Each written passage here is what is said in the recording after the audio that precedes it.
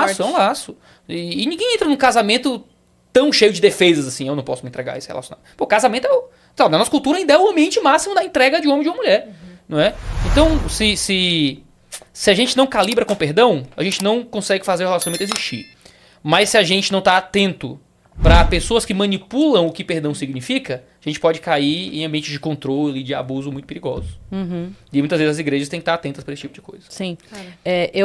Foi uma pergunta muito difícil, viu? Mas ainda bem que chegamos em algum lugar. Você respondeu muito bem. Quando eu morava em Sorocaba, só para exemplificar o que você falou, e que é legal a gente contar essas ações bonitas também que acontecem em volta disso, a diarista que me ajudava em casa, ela tinha ido para Sorocaba, chegou em Sorocaba através de ajuda da igreja, porque ela saiu fugida da cidade onde ela morava por abuso. Ela ficava presa em casa com os 2 filhos e ela não podia sair no portão. Então, assim, foi cortada toda a rede dela de apoio com família, com amigos e tal. E aí, aquela coisa que vai se fazendo com o tempo, não é do dia pra noite, é um dia, acho que tua irmã não aprova o nosso namoro, hein? Acho que, tua mãe tá contra a gente. Aí poda aqui, poda, quando você vê a pessoa tá sozinha, não tem mais ninguém com quem contar. E ela ficava em casa. Ele trancava, saía, Casa em privado, literalmente. ia pro bar, não ia trabalhar, ia pro bar, voltava sem dinheiro, porque ela obviamente não estava trabalhando porque estava presa, ele não estava trabalhando, e chegava em casa, não tinha o que comer, ela ainda apanhava porque não tinha o que comer. Ainda. Bêbado. E aí, o que ela fez, o filho saindo pra ir pra escola, que era a única saída que tinha, era o mais velho saindo pra ir pra escola, ela conseguiu, através dele, comunicar com algumas pessoas pra fazer chegar em alguém. E aí, um dos dias que ele chegou, eu conto isso agora porque ele já faleceu, eu vou chegar nessa parte da história. Um dos dias que ele chegou muito, muito bêbado, ela tirou a chave do bolso dele, esperou ele dormir muito, tirou a chave do bolso dele e escondeu a chave. Quando ele acordou, cadê, não tem como, ele mesmo foi arrebentar a corrente pra abrir o portão, pra ele sair, comprar outro cadeado, aquela coisa, né? Aí nessa hora ela foi embora com os filhos e foi a igreja que deu. E daí eles fizeram meio que um esquema de ela pegar um ônibus de uma cidade pra outra, da outra pra outra, da outra pra outra. Ele não achar, né? Pra ele não achar, assim. E ela foi parar lá. Quando ela foi parar lá, uma professora que trabalhava comigo na escola indicou ela pra mim. E aí tava todo mundo meio que ajudando, sabe? Pra ela ter o trabalho. Até que ela se estabeleceu. E aí depois ela soube que ele tinha ficado muito doente e tal, assim, uns 2 anos depois ela soube disso, que ele já tinha falecido. Nossa. Mas, assim, o que eu quero dizer é uma trágica, horrorosa, mas que ela teve o apoio. Graças a Deus. Pra poder, então, assim, ok, não é o ideal que se divorcie, mas a gente também não vai manter essa mulher presa lá, então já que ela tem que sair, vamos dar o suporte para ela sair e ir para algum lugar. A gente entende que, teologicamente falando mesmo, né, que existem cláusulas que, por mais que o casamento seja sempre o objetivo da gente mantê-lo duradouro, e o perdão de coisas às vezes terríveis pode manter um casamento, existem situações em que a separação é a melhor coisa a se fazer. Né? Paulo é interessante. Paulo escreve 1 Coríntios 7, uma das cartas de Paulo, no capítulo 7, ele fala sobre questões de casamento, e ele fala sobre o cônjuge que vai embora. Né? Se você virou crente, aconteceu muito isso, a pessoa se convertia e o cônjuge queria largar porque não queria a pessoa de outra religião em casa. Ele diz, se seu cônjuge, depois que você se converte, não se converte também e quer continuar casado, beleza, excelente, não tem nenhum problema, um crente e um descrente, quando você se converte posteriormente, estarem casados, não se divorciem por causa disso. Aconteceu muito isso, o pessoal divorciar por causa de religião, coisa assim.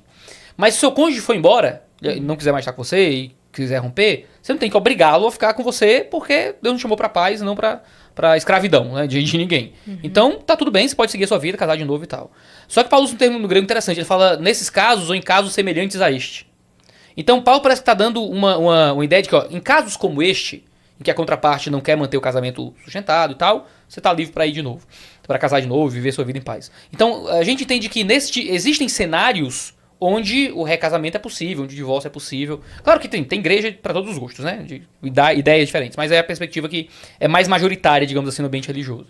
E geralmente violência é um desses momentos, né? Quando a pessoa está diante de ambiente de abuso, de violência física, tranquilamente ela vai encontrar guarida e cuidado na igreja para que ela possa fugir desse tipo de situação. Nem toda igreja é muito preparada para isso, até porque é um tema, um assunto mais moderno, né?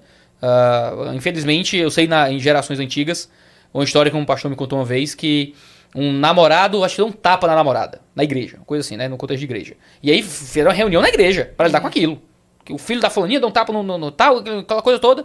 E todo mundo ali preocupado. E uma senhorinha disse, mas quem é que nunca levou um tapa do marido? Na Assembleia da Igreja, né? E graças a Deus, aí uma levantou. Eu nunca, viu? Aí outra, nem eu. Aí só ela, né? E a bichinha ficou sozinha. Aí tinha outro problema pra lidar agora, que é a mulher. Mais uma. Mas assim, por um lado, majoritariamente as pessoas não achavam aquilo normal. Mas sempre tem alguém que acha aquilo uma coisa normal, uma coisa que é assim mesmo. Olha, vai divorciar por causa disso. Minha esposa disse, uma vez ela tava no ônibus, voltando da faculdade, faz uns anos isso. E ela disse que ouviu uma conversa do pessoal no ônibus, dizendo, fulaninha largou o marido só porque ela botou chifre nele. Botou chifre nela, ele botou chifre nela.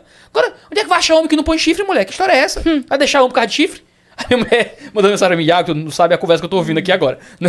E assim, pra muita gente se normaliza esse tipo de coisa, né? Como se fosse uma coisa totalmente normal, quando não é, né? Graças a Deus eu sou de uma igreja que entende isso. Fico muito feliz de eu não ser uma voz solitária na minha própria igreja. A minha liderança entende bem esse tipo de coisa. Já passamos por momentos de resgate mesmo de mulheres em situação de risco de violência. De eu ter que ir lá com um policial da igreja. Graças a Deus tem policiais na minha igreja. Tem. Que são membros da igreja, né? E que são mais fortes e maiores do que eu. Então impõem mais medo e respeito.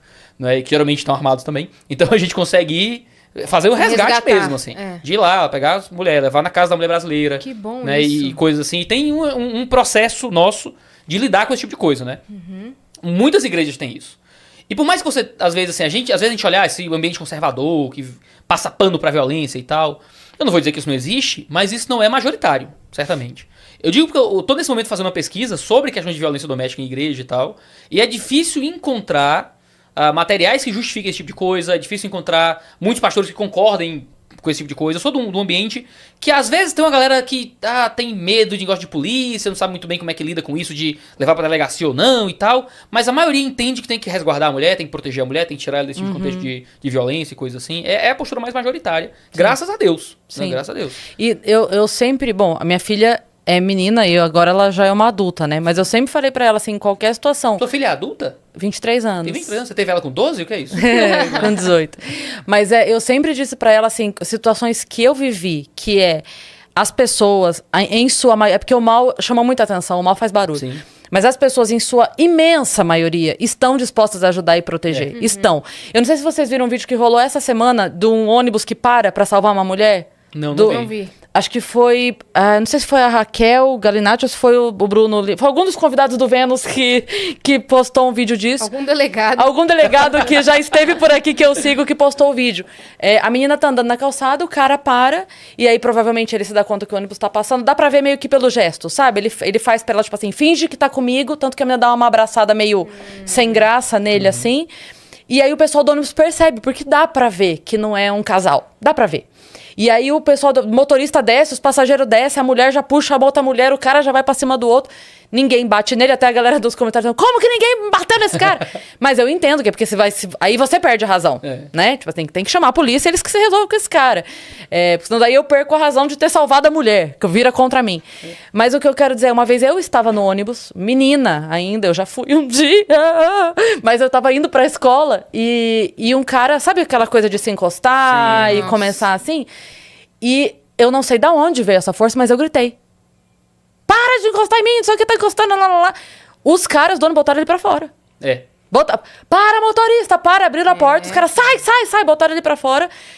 Óbvio, solucionaram aquele problema. Óbvio que aquele cara vai continuar, né, possivelmente fazendo merda por aí. Resolver o problema do mundo, né? Exato. Mas o que eu digo as pessoas estão dispostas a ajudar. Sinaliza, grita, não tem medo de gritar, pede ajuda, me acompanha até ali.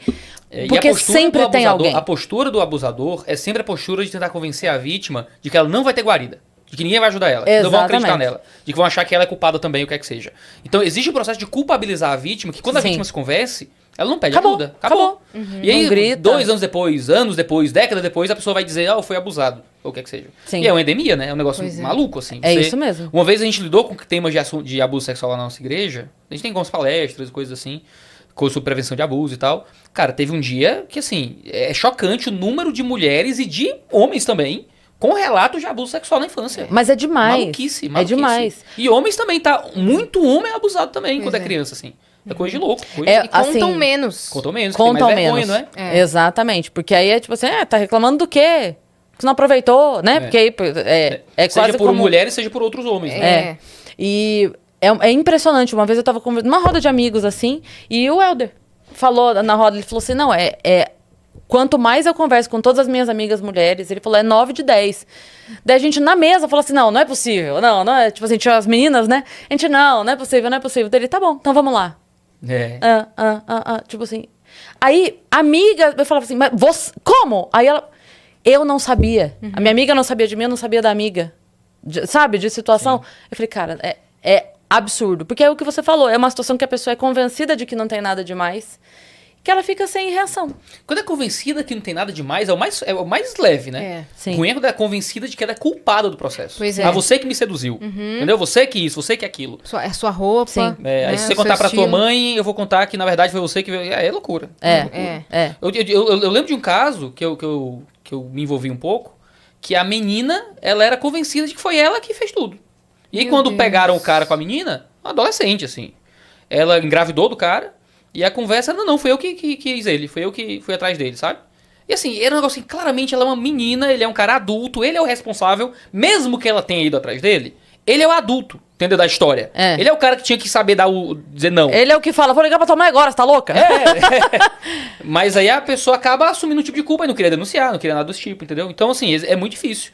É importante que a gente passe por esse processo de educação nas igrejas, na cultura, na sociedade, de que se você é vítima de uma situação de abuso, chama ajuda. As pessoas vão querer lhe ajudar. Sim. Não acredite na conversa de que você vai poder dizer o que quiser, fazer o que quiser. Com certeza. Sabe? E você não vai poder pedir ajuda de ninguém. Perfeito. A gente não deu recado nenhum. Lembrei disso. Eu acho que a gente, inclusive, tem emblema. É verdade. Né? E estamos só começando a conversa, tá, Iago? Estamos Embora. só começando. Tá legal demais. Olha só, se você quiser...